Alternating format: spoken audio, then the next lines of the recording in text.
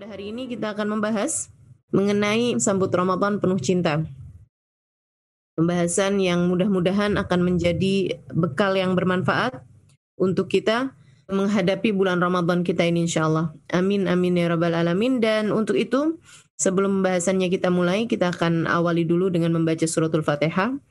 Sembari kita minta kepada Allah Subhanahu wa taala semoga Allah jadikan apa yang akan kita dengar menjadi ilmu yang bermanfaat bagi kita sekalian, menjadi ilmu yang tak hanya masuk dari telinga kanan kemudian keluar dari telinga kiri, akan tetapi menjadi ilmu yang disimak dengan kedua telinga kita, dimasukkan ke dalam hati kita, menjadi cahaya yang menerangi seluruh anggota tubuh kita, sehingga dengannya kita dapat menjalankan sesuai dengan apa yang Allah Subhanahu wa taala inginkan untuk kita lakukan. Al-Fatihah biniyatin nafa' wal intifa' wal mudzakarah wat tadhkir ibtigha' mardatih wa qurbih wa thawabih wa husnil khatimah ma lutfil afiyah wa salahil akibah wa ila hadratin Nabi Muhammad sallallahu alaihi wa alihi wasallam. Al-Fatihah. Teman-teman saudara sekalian yang saya muliakan, beberapa hari menjelang, beberapa hari ke depan kita akan memasuki salah satu bulan di mana Allah Subhanahu wa taala menjadikan bulan tersebut sebagai musim panen bagi kita para hamba-hamba Allah Subhanahu wa taala. Bulan diskon ya bagi orang-orang yang selama ini tak mampu belanja banyak, tak mampu beribadah banyak. Pada bulan Ramadan ini merupakan bulan kita untuk mampu melakukan itu, sebab amal ibadah di bulan Ramadan ini adalah berlipat-lipat ganda di hadapan Allah Subhanahu wa taala, menjadi satu bulan yang penuh dengan kebaikan-kebaikan yang berlipat-lipat gandanya. 70 kali lipat, demikian kata Nabi Muhammad SAW. Itu masih yang aslinya, belum lagi dengan rahmat karunia Allah Subhanahu wa taala, Allah melipat-lipat gandakan lagi yang 70 itu hingga menjadi 700, bahkan 7.000. Teman-teman saudaraku sekalian yang saya muliakan, berlipat-lipat ganda yang luar biasa kelipatannya, bahkan terdapat di dalamnya satu malam yang beribadah pada malam tersebut, satu malam itu lebih baik daripada yang beribadah 1000 bulan. Bukan hanya 1000 kali lipat, akan tetapi 1000 bulan. Jadi 1000 dikali 30 lagi. Dan itu nyaris seumur hidup manusia, atau bahkan lebih dari seumur hidup manusia, sebab kalau dihitung menjadi 83 tahun lebih. Umur kita belum tentu sampai ke sana, akan tetapi beribadah satu hari di dalamnya itu menjadi berlipat ganda seperti kamu beribadah 83 tahun, teman-teman saudaraku sekalian. Luar biasa sekali karunia yang Allah Subhanahu wa taala bagikan di bulan Ramadan ini. Saya melihatnya seperti sebuah mall misalnya, atau pusat perbelanjaan yang harga barang-barangnya di situ itu mahal-mahal sekali. Di dalamnya banyak sekali kebutuhan-kebutuhan kita. Banyak sekali apa-apa yang kita perlukan. Dari pakaian misalnya, sandal, sepatu misalnya, kerudung misalnya, bahkan makanan misalnya, kendaraan misalnya gitu ya. Akan tetapi kita setiap kali lewat di situ, kita hanya sekedar gigit jari aja. Wah, mana mungkin saya bisa mendapatkan itu semuanya gitu. Akan tapi datang satu hari, misalnya di mana pada hari tersebut itu barang-barang di situ diskon 1000 diskon, 1000 kali lipat, misalnya begitu ya. Yang biasanya dijual dalam misalnya dalam uang Indonesia misalnya gitu ya, dalam 700.000 misalnya menjadi hanya 700 perak misalnya gitu ya, 700 rupiah gitu. Nah itu kan menjadi suatu hal yang pasti akan sangat kita kejar sekali. Dalam artian misalnya yang biasa harganya $700 gitu ya, menjadi hanya $1 saja. Yang biasanya $1.000 menjadi hanya $1 saja gitu. Nah tentu kita orang-orang yang tidak mampu untuk membelinya pada waktu-waktu yang lain, tentu kita akan ngantri, kita akan rela mengantri di depan tempat tersebut, rela untuk berdiri lama menunggu pintu tersebut terbuka, dan akan berdiri juga untuk mengambil barang tersebut, dan akan berebutan untuk bisa mendapatkan barang-barang yang terdapat di sana. Demikian kiranya kurang lebihnya apa yang terjadi di bulan Ramadan bagi para hamba-hamba Allah Subhanahu wa taala. Teman-teman saudaraku sekalian yang saya muliakan, karena memang Ramadan ini untuk kita. Ramadan ini adalah tanda cinta Allah Subhanahu wa taala untuk kita. Kita, teman-teman suriku sekalian, yang pada hari-hari biasa begitu malas untuk beribadah, begitu perhitungan untuk beribadah pada Allah Subhanahu wa taala, kita bukan para wali-walinya Allah Subhanahu wa taala yang seperti misalnya Sayyidah Rabi'ah Al-Adawiyah setiap malamnya memiliki 1.000 rakaat. Tentu saja kita putus asa dari melakukan hal yang seperti itu, gitu kan ya. Kita bukan seperti misalnya Al-Imam Al-Syafi'i alaihi ridwanullah yang membaca Al-Quran sehari hatam, begitu ya. Imam Asy-Syafi'i dikabarkan menghatamkan Al-Quran sehari sekali, dan di bulan Ramadan beliau menghatamkan 60 kali hataman Al-Quran. Jadi sebenarnya bulan Ramadan ini bukan untuk para aulia-aulianya Allah Subhanahu wa taala. Mereka di luar Ramadan pun telah mampu beribadah dengan ibadah-ibadah besar. Tetapi Ramadan ini adalah tanda cinta Allah Subhanahu wa taala untuk kita, para hamba-hamba Allah Subhanahu wa taala yang malas-malas ini. Dengan dilipat-lipat gandakannya amal ibadah pada bulan tersebut, diharapkan dengan cara itu para hamba-hamba Allah yang malas-malas macam kita ini akan menjadi hamba Allah yang pantas untuk sekurangnya berada di belakang mereka, para hamba-hamba tercinta di sisi Allah, para wali-wali Allah Subhanahu wa taala kelak di hari akhirat nanti. Maka teman-teman saudara sekalian saya muliakan, bulan Ramadan adalah bulan cinta Allah Subhanahu wa taala kepada kita. Mudah-mudahan kita bisa memaknainya dengan cara yang baik insyaallah. Amin ya rabbal alamin. Saudara sekalian saya muliakan, Allah ketika menceritakan bulan suci Ramadan, kata Allah Subhanahu wa taala, "A'udzubillahi minasyaitonir rajim. Ya ayyuhalladzina amanu kutiba alaikumusiyam kama kutiba 'alal ladzina min qablikum la'allakum tattaqun." Ya ayyuhalladzina amanu. Yang pertama, Allah Subhanahu wa taala mengatakan bahwa wahai orang-orang yang beriman. Tidak semua perintah Allah Subhanahu wa taala Allah tujukan kepada orang-orang yang beriman. Banyak juga perintah-perintah Allah Subhanahu wa taala yang Allah tujukan kepada segenap manusia, ya ayyuhan nas. Gitu ya. Tapi untuk yang kali ini Allah Subhanahu wa taala mengatakan ya ayyuhalladzina amanu, karena puasa ini memang telah naik tingkatannya. Tak semua manusia mampu mengerjakan puasa ini. Hanya orang-orang yang hatinya telah penuh dengan keimanan yang akan mampu melakukannya. Ya ayyuhalladzina amanu, wahai orang-orang yang beriman. Jadi yang tidak beriman tidak hai ya, tidak disapa oleh Allah Subhanahu wa taala dengan sapaan ini gitu. Karena memang perintah ini hanya ditujukan oleh Allah Subhanahu wa taala kepada kita, orang-orang yang telah beriman kepada Allah, meyakini adanya hari akhir dan beriman kepada baginda Nabi besar Muhammad sallallahu alaihi wasallam. Ya ayyuhalladzina amanu kutiba alaikumusiyam kama kutiba 'alal ladzina min qablikum la'allakum tattaqun.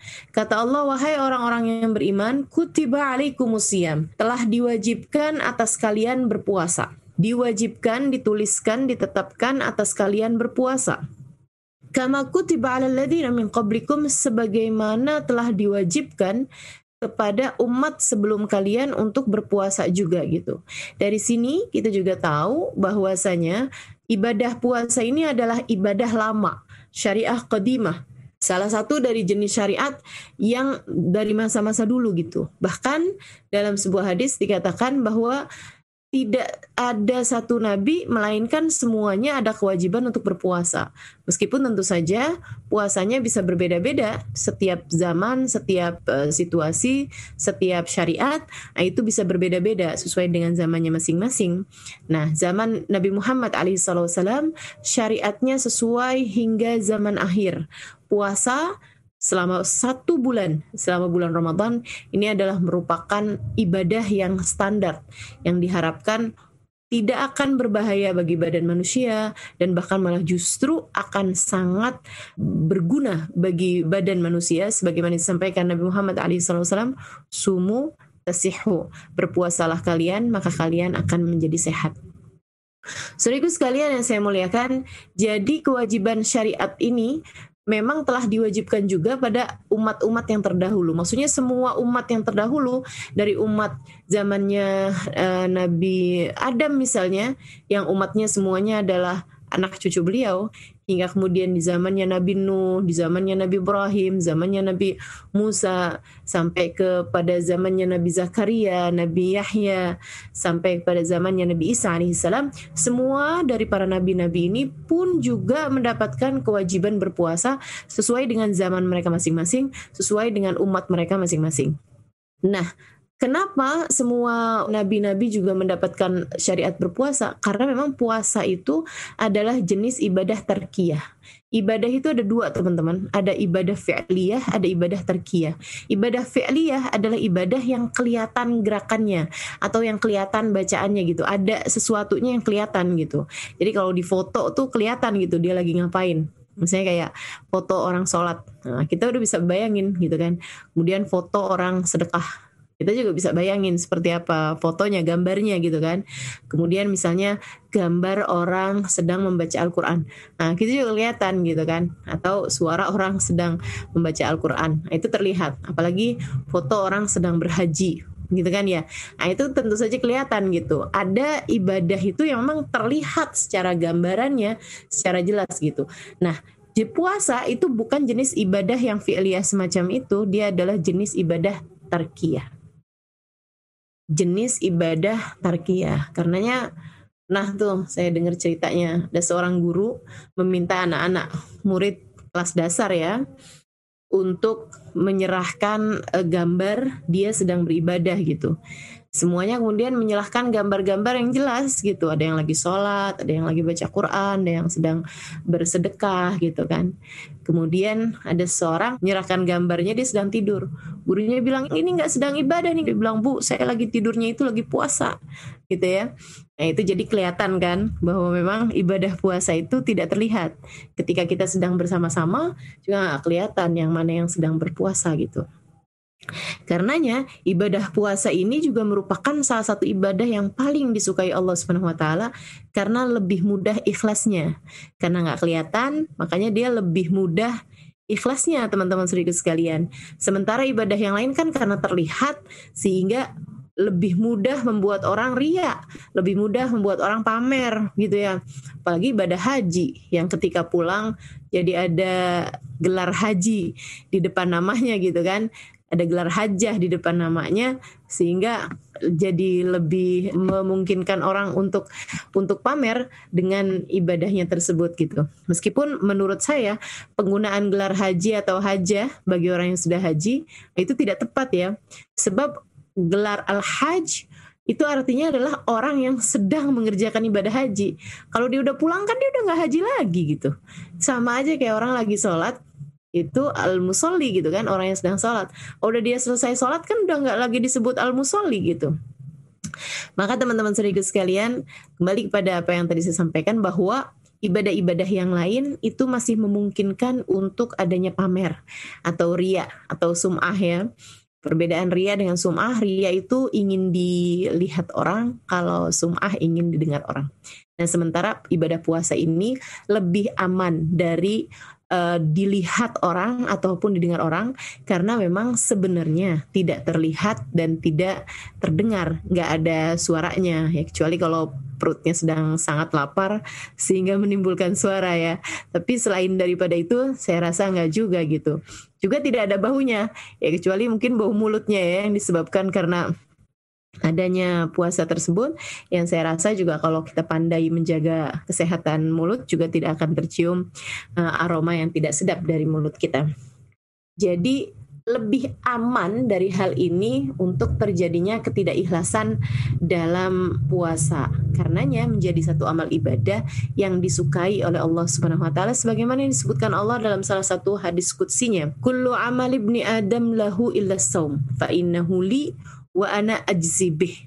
Kata Nabi Muhammad alaihi wasallam melansir atau menyebutkan tentang firman Allah Subhanahu wa taala.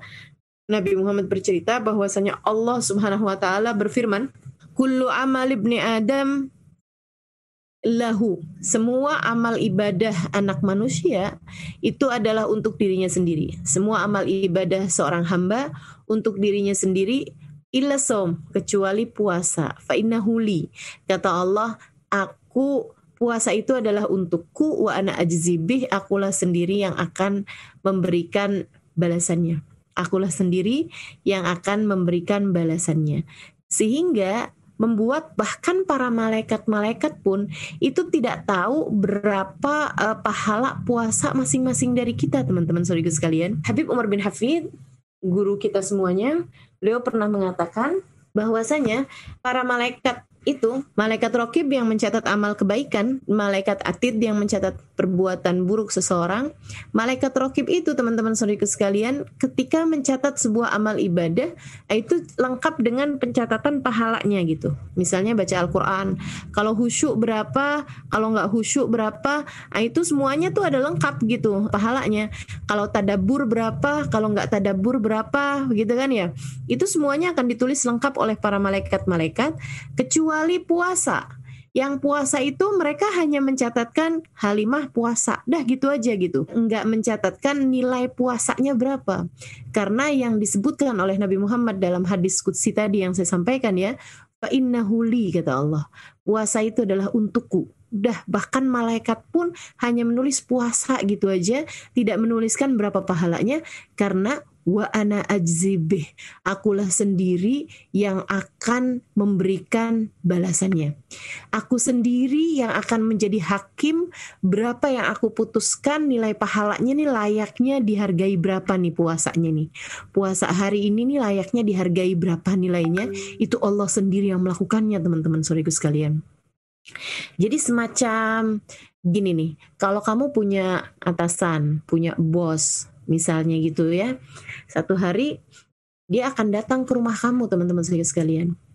Kemudian dia udah kasih tahu gitu, bahwa saya ingin kamu membuatkan untuk saya donat, misalnya gitu. Hari itu tentu saja tidak hanya donat yang kamu buat, kamu juga buat ada nasi, kamu juga buat ada kerupuk, kamu juga buat ada keripik juga, kamu akan suguhkan telur misalnya, kamu akan suguhkan kue-kue yang lain-lain juga, kamu akan suguhkan buah, salad, dan lain sebagainya, kamu akan suguhkan aneka ragam minuman untuk memuliakan bos kamu ini, atau majikan kamu ini ya, orang yang sangat-sangat kamu hormati ini gitu, atasan kamu ini.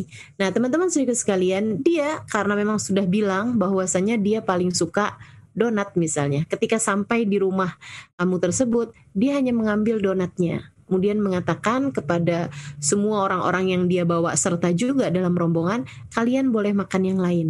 Aku hanya akan mengambil donatnya. Nah, kalau kamu udah tahu kebiasaan dia hanya mengambil donat, tentu kamu akan membuat donat di kunjungan yang lainnya. Kunjungan dia yang lainnya akan membuatnya sebaik-baik donat, teman-teman. Kamu mungkin akan berbuat apapun untuk bisa membuat satu donat yang paling enak gitu kan, yang paling menyenangkan yang bisa kamu buat gitu, yang paling lezat lah, seperti itu. Demikian pula dengan Allah Subhanahu wa taala, ketika Allah Subhanahu wa taala mengatakan illa shaum fa innahu li wa ana ajzibih. Semua amal ibadah manusia untuk dia sendiri kecuali puasa. Puasa mereka untukku, akulah sendiri yang akan memberikan balasannya. Jadi dari semua amal ibadah kita nih teman-teman saudaraku sekalian, yang akan diambil oleh Allah Subhanahu wa taala dari ibadah kita adalah puasa kita.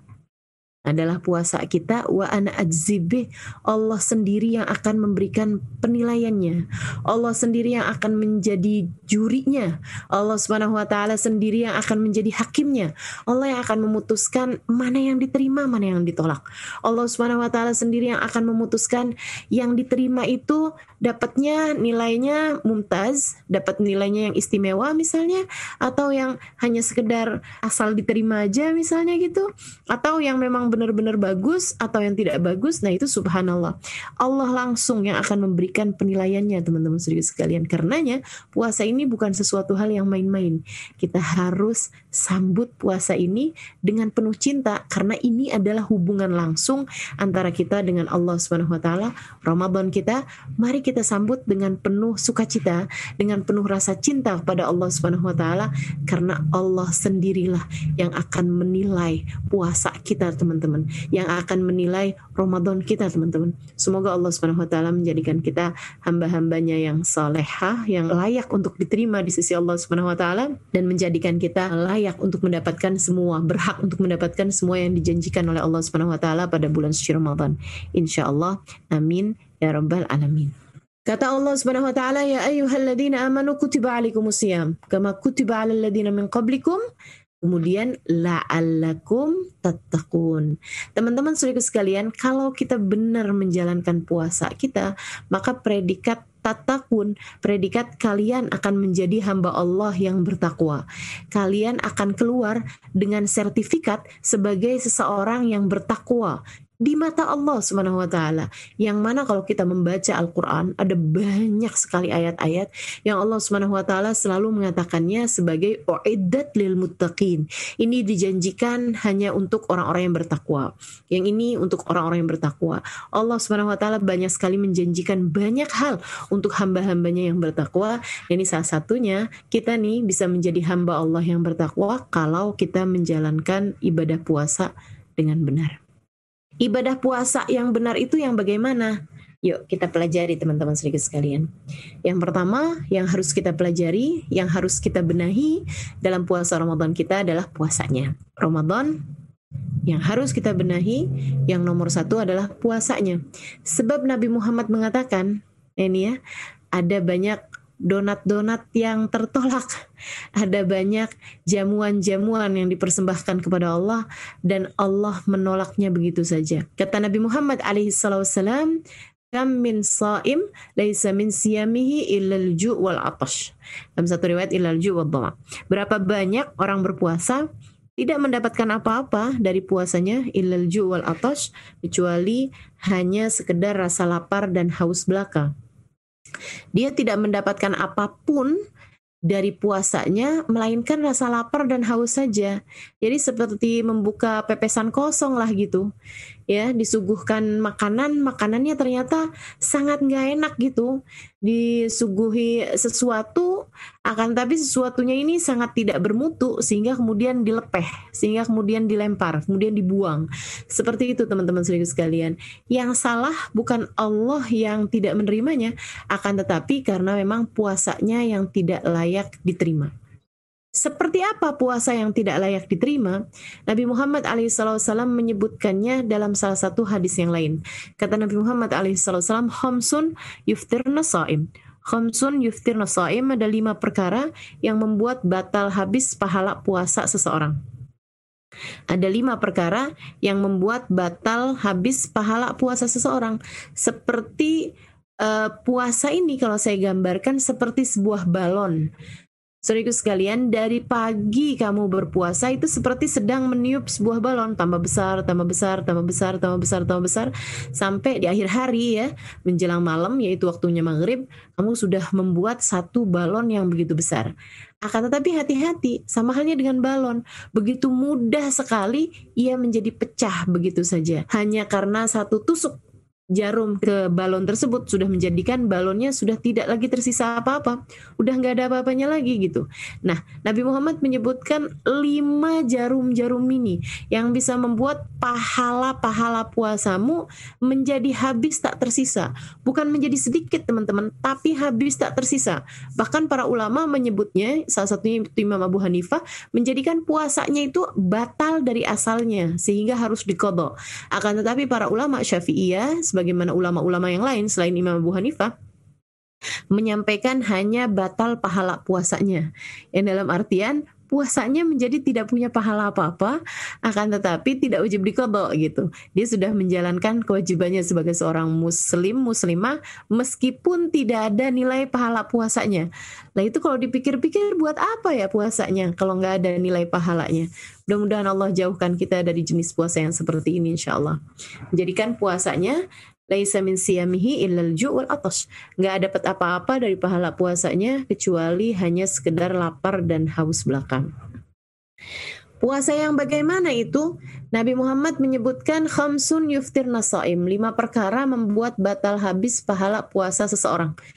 4 sebabnya dari lisan, 1 sebabnya dari mata. Ya, 4 hal ini dari lisan, dari dosanya lisan atau dari dosanya mulut kita ya. Sementara yang satu lagi yaitu dari dosanya mata atau penglihatan seseorang.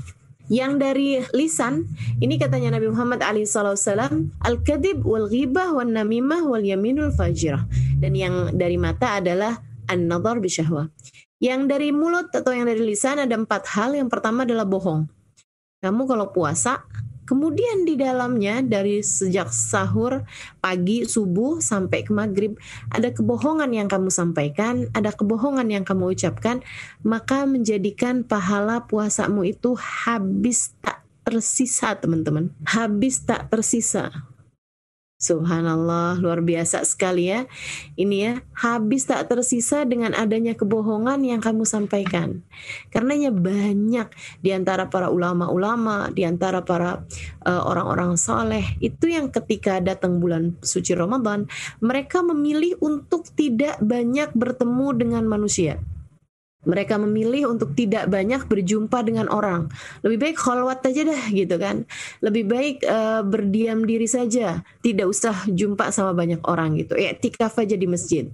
Apakah itu juga bagus untuk kita lakukan ya zaman sekarang? Bagus juga, tapi jangan lupa bahwasanya selain daripada kamu tidak berjumpa orang-orang dalam dunia nyatamu, kamu juga tidak usah berjumpa orang-orang juga dalam dunia mayamu gitu kan.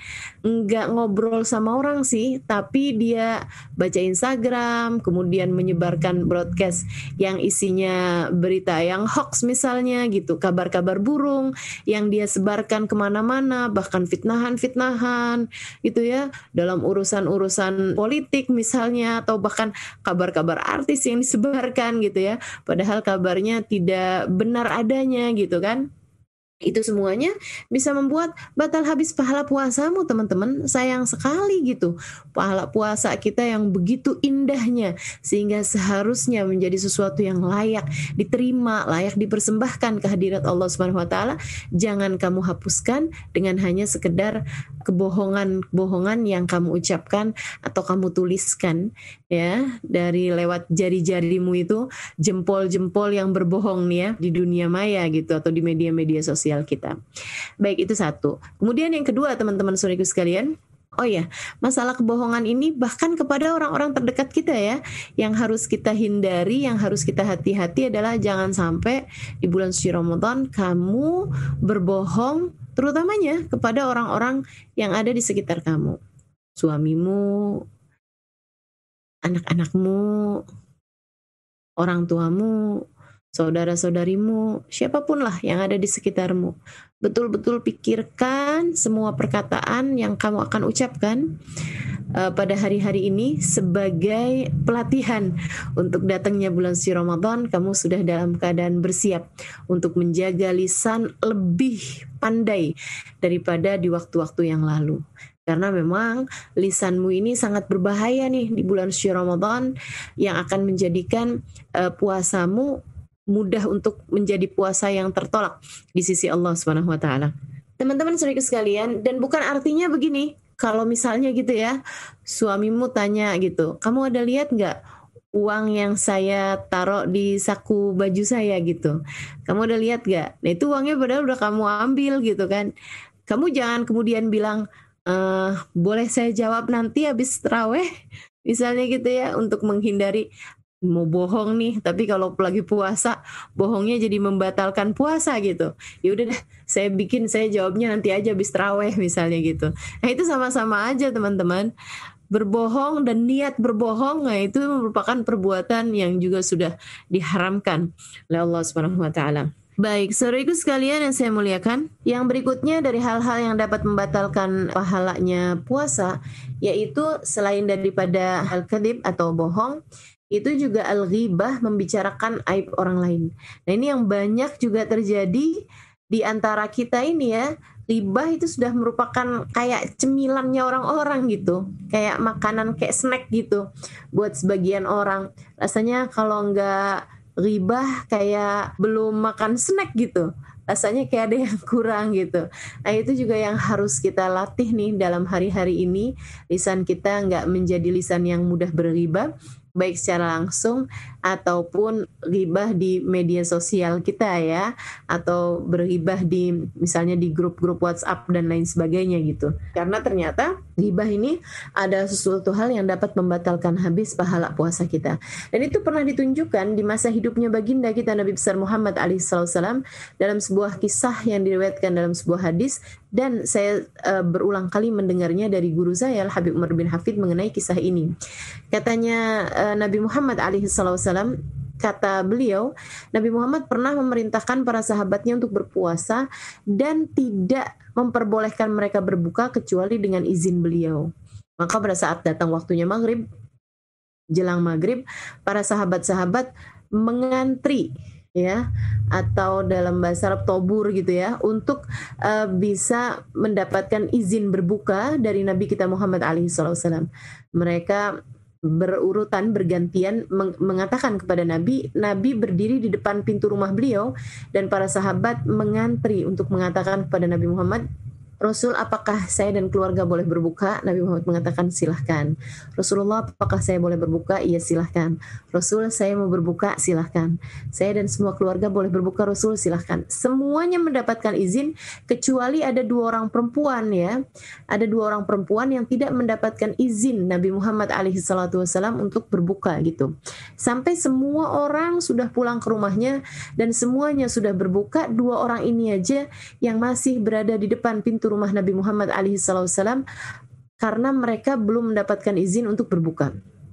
Mereka kemudian mau masuk juga enggak enak gitu, mau ngomong langsung Nabi masuk ke dalam rumah gitu, mereka juga beradab. Jadi mereka hanya nunggu aja sampai ada seorang laki-laki yang mereka berdua lihat mau masuk ke dalam rumah, mereka pun bilang gitu, tolong dong sampaikan kepada Nabi kami ini boleh berbuka apa enggak gitu. Yang lain-lain udah pada buka semua nih, kami tinggal berdua aja.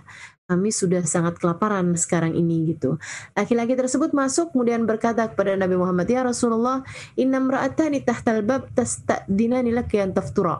Wahai Rasul, ada 2 orang perempuan di depan pintu rumahmu, mereka meminta izin kepadamu untuk berbuka. Apakah mereka boleh berbuka wahai Rasul? Nabi Muhammad malah mengatakan, kata Nabi Muhammad, hatil wi'a, ambilkan tempat, kayak semacam ambilkan wadah ya, semacam baskom, semacam ember, semacam baldi lah kalau di Malaysia gitu. Nabi Muhammad kemudian berkata kepada mereka, maksudnya tempat yang biasa digunakan untuk meletakkan air gitu kan. Nabi Muhammad mengatakan kepada laki-laki tersebut sesudah dia mendapatkan baskomnya tadi ini ya, mendapatkan ember atau baldinya tadi ini, Nabi kemudian berkata, murhuma antatagaya fi hadal wi'a, suruh 2 orang perempuan ini untuk muntah di tempat ini. Maka laki-laki ini meskipun dia merasa aneh dengan perintah Nabi Muhammad, dia pun membawa tempat tersebut itu kepada 2 orang perempuan ini. Dia berkata, nih sama Nabi kamu berdua disuruh muntah ya, disuruh tumpah. Dia kemudian bilang, bagaimana kami akan tumpah? Bagaimana kami akan muntah di tempat ini? Sementara kami ini nggak makan apa-apa sepanjang hari gitu. Kami minta izin untuk masuknya makanan. Nabi malah menyuruh kami untuk mengeluarkan makanan gitu. Bagaimana mungkin kami melakukannya? Katanya laki-laki tersebut, saya tidak mengerti, akan tetapi semua perintah Nabi wajib bagi kita untuk melakukannya. Dah, kamu kerjain aja. 1 orang perempuan kemudian membungkukkan badannya ke arah tempat tadi ini ya, wadah tadi ini, dan memuntahkan apa yang ada di dalamnya. Dan subhanallah, teman-teman sekalian, dia pun kemudian seperti habis makan daging busuk gitu. Kayak habis makan daging yang memang sudah sangat busuk sekali, lengkap dengan ya semacam nanah-nanahnya begitu ya, semacam busuk-busuknya daging itulah gitu. Kemudian yang satu lagi juga melakukan hal yang sama dan keluar yang sama juga gitu. Dia dengan menutup hidungnya, dia membawa tempat ini ke hadapan Nabi Muhammad alaihissalam yang kemudian segera berkata, innahuma samata ma halallahu lahuma wa aftarata bima yahrumullah alaihima. Innahuma samata bima ahallallahu lahuma wa aftarata bima yahrumullah alaihima. Sesungguhnya kedua orang perempuan ini berpuasa tidak mau makan sesuatu yang halal, buat keduanya, akan tetapi mereka membatalkan puasanya dengan memakan yang haram bagi keduanya. Kita ini kalau puasa kan nggak mau minum kopi, padahal kopi halal buat kita. Kita nggak mau makan nasi uduk misalnya, nasi lemak misalnya begitu kan ya. Karena kan kita sedang berpuasa. Nasi lemak sejatinya hukumnya halal buat kita. Yang halal-halal kita tinggalkan karena memang kita diperintahkan untuk tidak makan, tidak minum selama berpuasa.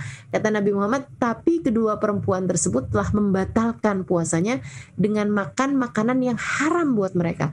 Makan apa? Makan bangkai. Kenapa bisa makan bangkai? Jalasat ihdahuma indal ukhra faktabata. Yang satu duduk-duduk bersama dengan yang lain, kemudian dua orang ini membicarakan aib seseorang, membicarakan aib kawannya. Dua orang ini membicarakan aib saudaranya sendiri, dan Allah Subhanahu wa taala telah mengatakan dalam Al-Qur'an, "Fala yaghtab ba'dukum ba'dha ayuhibbu ahadukum an ya'kula lahma akhihi maitan fakarihtumu." Janganlah seseorang di antara kalian membicarakan aib orang lain, itu sama saja seperti memakan bangkai daging saudara kalian sendiri dalam keadaan bangkai, dalam keadaan sudah mati gitu. Seperti memakan daging saudaranya sendiri dalam keadaan sudah mati, sudah bangkai gitu. Nah, teman-teman saudaraku sekalian yang saya muliakan, memakan bangkai daging saudaranya sendiri. Nah, itu kan makan manusia itu seger aja nggak boleh gitu. Apalagi jadi bangkai gitu kan ya. Tentu saja ini adalah suatu hal yang sangat-sangat diharamkan. Jadi Nabi Muhammad menyebutkan jenis-jenis kanibalisme nih ya, di mana orang yang membicarakan aib orang lain sedang melakukan salah satu bentuk dari kanibalisme kecil gitu, dari memakan bangkai saudaranya sendiri. Na'udzubillah min dzalik. Mudah-mudahan Allah Subhanahu wa taala menjadikan kita selamat dari bahayanya ghibah dan kita bisa menghindarinya selama bulan suci Ramadan. Insyaallah, mudah-mudahan Allah jaga kita, Allah menangkan kita menghadapi hawa nafsu dan hawa nafsu kita selama bulan suci Ramadan dengan cara kita tidak melakukan apa yang diharamkan oleh Allah Subhanahu wa taala, terutamanya yang dapat membatalkan pahala puasa kita. Amin ya rabbal alamin. Dan ghibah ini teman-teman sekalian adalah dzikra akhakal muslim bima yakrah lau sami'ah. Menyebutkan sesuatu hal tentang orang lain, tentang saudara kita sama muslim ya. Sesuatunya tersebut itu kalau dia dengar dia nggak suka gitu. Kalau dia dengar dia nggak suka. Termasuk membicarakan anaknya yang masih kecil, termasuk membicarakan karyanya, misalnya gitu ya.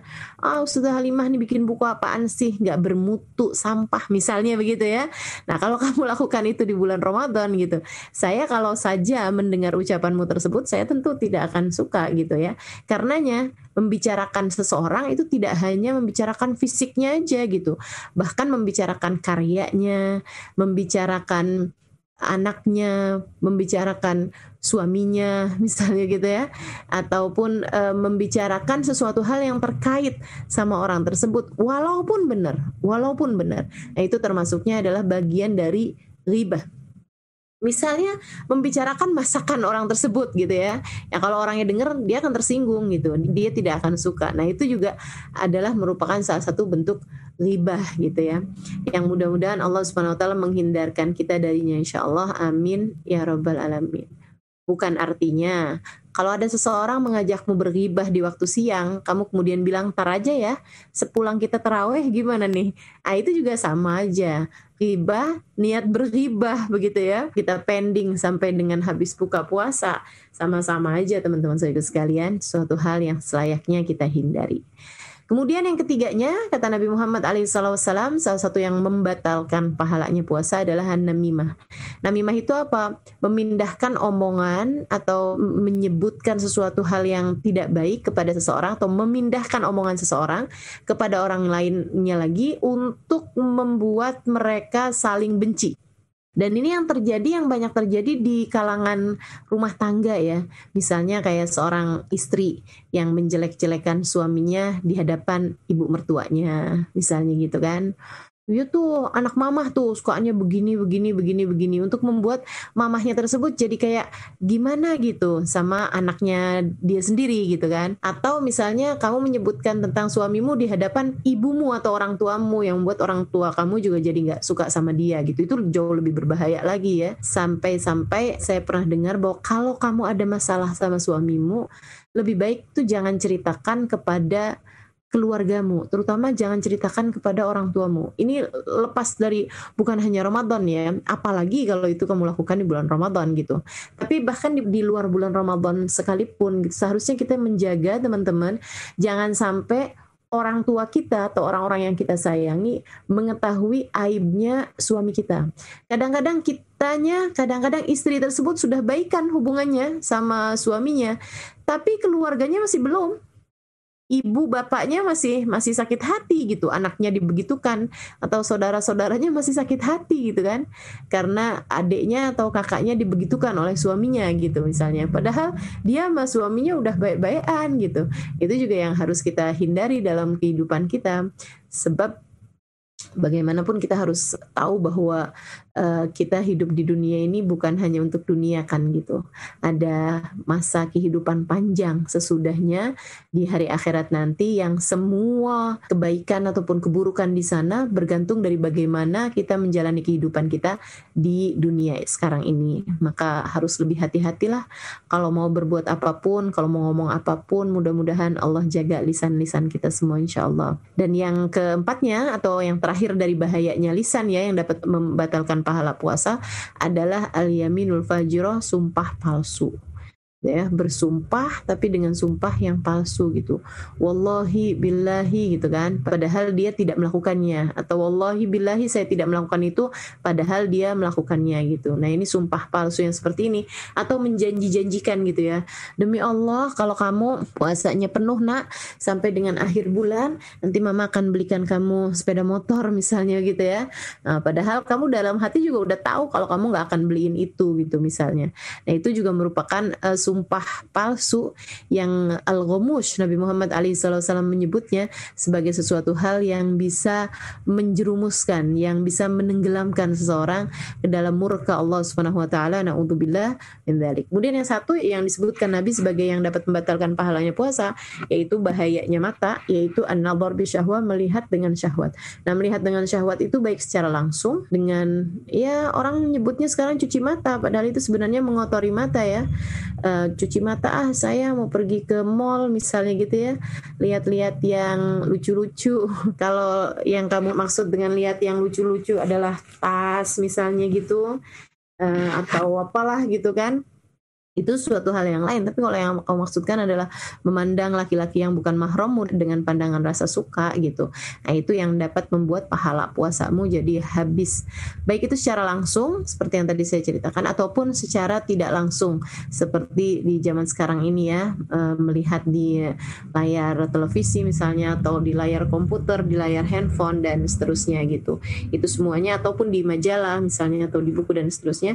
Nah, itu juga merupakan hal-hal yang dapat membatalkan pahala puasa kita, bahkan kepada yang halal.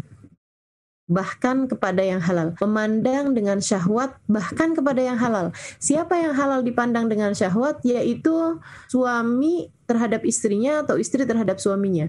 Halal boleh dilakukan, tapi di bulan Ramadan tidak diperkenankan. Jangan memandang kepada yang halal sekalipun dengan pandangan syahwat gitu. Hindarkan hal yang seperti itu untuk menjadikan puasa kita betul-betul menjadi puasa yang layak, menjadi hubungan antara kita dengan Allah Subhanahu wa ta'ala. Karena memang juga saya semacam kurang setuju ya dengan maraknya orang-orang yang nikah jelang-jelang puasa gitu. Nah, bukan berarti nggak setuju bagaimana gitu, cuman dia harus lebih mampu menjaga puasanya sih, karena kan jadi lebih berat aja gitu. Awal-awal puasa kan biasanya tegangannya itu lebih tinggi gitu ya, atau kalau ibarat listrik itu tekanan listriknya itu kan lebih tinggi tuh, voltasenya gitu ya, lebih tinggi dibandingkan dengan yang sudah menikah cukup lama gitu. Nah, mudah-mudahan para pengantin-pengantin baru kita lebih mampu menjaga keharmonisan rumah tangganya insya Allah, meskipun menikah sebelum Ramadan gitu, jelang-jelang Ramadan. Nah, itu bisa menggantinya dengan waktu malam boleh-boleh aja sih, yang penting siangnya itu harus benar-benar terjaga gitu. Teman-teman sedikit sekalian yang saya muliakan, nah, kalau puasa kita sudah tepat seperti apa yang tadi telah disampaikan ya, aman dari ghibah, aman dari namimah, aman dari nadhar bisyahwah, aman dari bohong, aman dari sumpah yang palsu gitu, sumpah yang tidak benar ya. Maka kita perlu juga menjadikan puasa Ramadan kita itu sebagai amalan yang bisa membawa kita kepada ridha Allah Subhanahu wa taala dengan ibadah malamnya. Kita jaga tarawih kita, jangan tinggalkan tarawih teman-teman, karena selalu saja pahala puasa dan juga karunia-karunia lain yang Allah Subhanahu wa taala bagi-bagikan pada bulan Ramadan, dari rahmatnya, dari ampunannya, dari itqun minan nar, pembebasan dari api neraka, dari bergugurannya dosa-dosa, dari ijabah doa, dari karunia-karunia beragam yang Allah Subhanahu wa taala janjikan, kenaikan kelasmu di surga Allah Subhanahu wa taala, dan kenaikan nilaimu di mata Allah, kenaikan hubunganmu dengan Allah Subhanahu wa taala. Semuanya itu dijanjikan selalu saja antara siam dan qiyam. Antara puasanya juga mesti bagus, sama qiyamnya juga mesti ada gitu. Jadi jangan tinggalkan tarawih. 20 rakaat untuk tarawihnya, dan sekurangnya 3 rakaat untuk witirnya. Nah, witirnya sendiri itu paling banyaknya adalah 11 rakaat. Teman-teman sedikit sekalian yang saya muliakan, mudah-mudahan Allah Subhanahu wa taala beri taufik kita untuk bisa menjalankan apa yang dijanjikan oleh Allah Subhanahu wa taala ini ya. Tarawih, kalau saya ditanya gitu, Ustazah bagaimana dengan tarawih yang 8 rakaat gitu? Saya akan menjawab seperti apa yang dijawab oleh Sayyidil Habib Umar bin Hafid, guru saya. Habib Umar ketika ditanya, Bib, orang kalau tarawihnya 8 rakaat sah atau tidak gitu? Habib Umar bilang, sah, tapi dia kurang 12. Sah tapi dia kurang 12 gitu. Jadi ya saya juga jawab dengan yang sama juga. Kalau ada orang nanya sama saya, Ustazah tarawih 8 rakaat sah apa enggak? Sah-sah aja sih, boleh-boleh aja silahkan. Tapi ya kalau bisa ditambahin 12 lagi gitu, biar maksimal menjadi 20 rakaat. Karena memang sejatinya tarawih itu sudah sah bahkan dari 2, tapi 4 lebih bagus. 6 lebih bagus lagi, 8 lebih bagus lagi, 10 lebih bagus lagi, 12 lebih bagus lagi, dan seterusnya sampai dengan 20 adalah bilangan terbaiknya. Teman-teman sedikit sekalian, dan apa yang kita lakukan dari sholat taraweh 20 rakaat dengan sekitar 1 jam ya, dengan witirnya sekali 3 rakaat itu biasanya kan 1 jam saya rasa udah selesai gitu, atau paling lama ya 1,5 jam mungkin seperti itu ya. Kalau di negara-negara kita ini kan kita jalaninya seperti itu menurut saya adalah ibadah yang sangat-sangat standar. Saya nggak pernah dapetin satu cerita di mana ambulan didatangkan untuk membawa orang yang selesai taraweh karena dia benar-benar terkuras energinya atau sampai dengan sakit gitu ya, karena dia kebanyakan taraweh gitu. Jadi saya rasa itu adalah merupakan ibadah yang standar saja, yang sebaiknya jangan dikurang-kurangin lagi lah dari itu gitu. Jangan juga terlalu cepat ya tarawehnya, nikmati sebagai satu ibadahmu yang memang kamu persembahkan hari-harimu itu di bulan Ramadan untuk Allah Subhanahu wa taala insyaallah. Kemudian selain daripada itu juga memperbanyak membaca Al-Qur'an, kemudian memperbanyak bersedekah. Dan afdolnya sedekah pada waktu bulan Ramadan itu adalah dengan memberikan bukaan puasa, tentu saja bagi yang berpuasa ya, memberikan bukaan puasa bagi orang-orang yang tidak mampu untuk berbuka puasa gitu, atau bahkan mengundang buka puasa kepada orang-orang lain, memberikan bukaan puasa ya kepada orang-orang lain gitu. Nah, teman-teman sedikit sekalian, memberikan jamuan buka puasa kepada orang lain.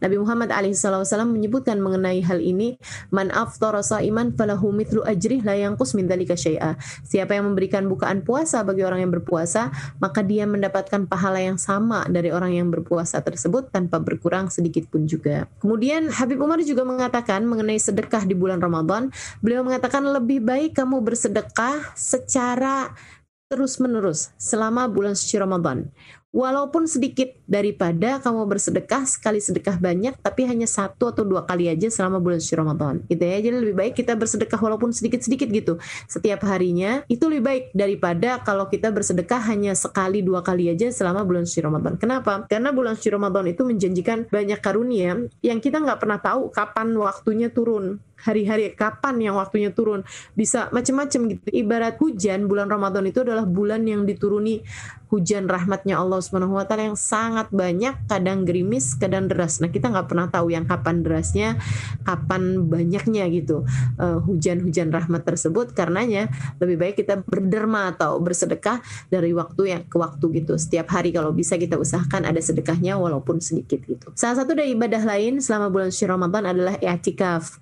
Salah satu ibadah yang lain pula di bulan Ramadan adalah memperbanyak membaca Al-Quran. Dan ibadah yang lain pula di bulan Ramadan, jangan meninggalkan sahur walaupun kita kuat puasa tanpa sahur.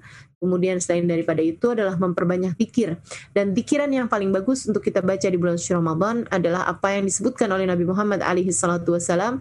Ada 4 hal ya, 2 hal kata Nabi Muhammad yang Allah ridhoi. Sementara 2 hal lagi, khaslatan la ghina lakum anhuma.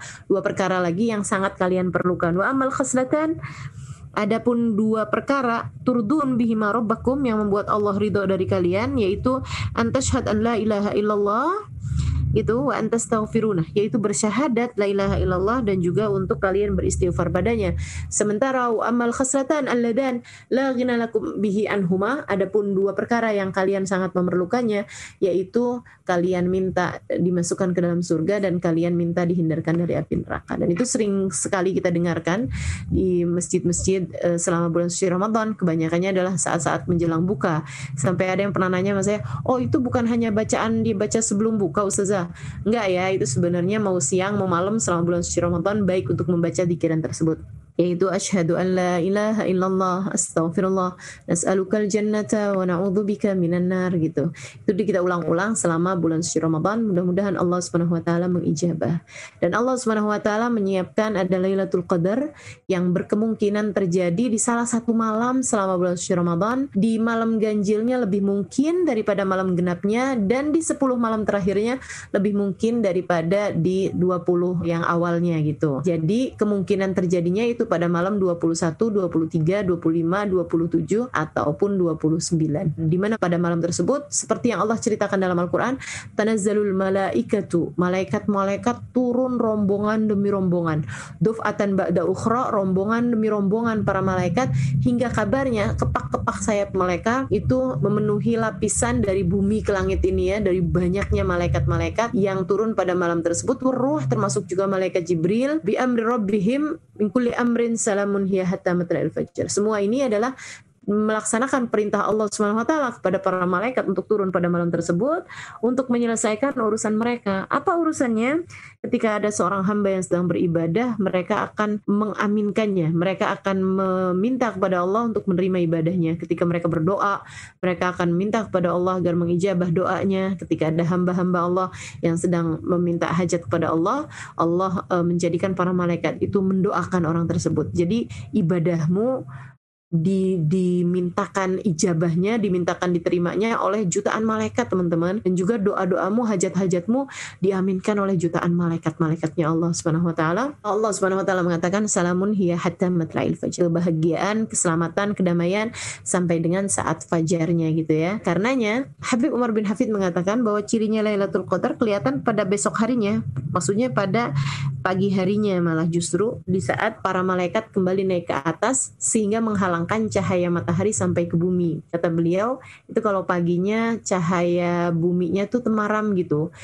Enggak juga dibilang terang juga enggak, hujan juga enggak gitu, tapi temaram aja gitu. Temaram. Kenapa temaram? Karena kehalangan sama kepak-kepak sayap malaikat. Jadi cahaya matahari itu terhalang sama kepak-kepak sayap malaikat yang masih bergantian naik ke atas langit sesudah mereka semalaman menemani hamba-hamba Allah Subhanahu wa taala yang beribadah pada malam tersebut. Mudah-mudahan kita semua berhak mendapatkannya insyaallah. Mudah-mudahan kita semua meraih apa yang dijanjikan pada Lailatul Qadar ataupun malam-malam yang lainnya ya, di mana Lailatul Qadar itu kan khairun min alfi syahr, lebih baik daripada 1000 bulan seperti yang saya sampaikan di awal tadi. Mari kita sambut Ramadan kita dengan penuh cinta, dan mudah-mudahan Allah Subhanahu wa taala mengaruniakan semua karunia yang Allah Subhanahu wa taala janjikan, dan semoga kita bisa mengamalkan. Sekali lagi yang saya sampaikan di awal, semoga ilmu yang kita dengar pada hari ini tidak hanya menjadi sesuatu yang masuk telinga kanan keluar telinga kiri gitu ya, akan tetapi menjadi ilmu yang kita simak dengan kedua telinga kita, kita masukkan ke dalam hati kita menjadi cahaya yang menerangi seluruh anggota tubuh kita menjalankannya sesuai dengan apa yang Allah Subhanahu wa taala mau, apa yang Allah Subhanahu wa taala inginkan insyaallah. Ala hadhihi niyyah wa bi kulli niyatin salihah jami'ah syamilah ila hadratin Nabi Muhammad sallallahu alaihi wa alihi wasallam. Al-Fatihah.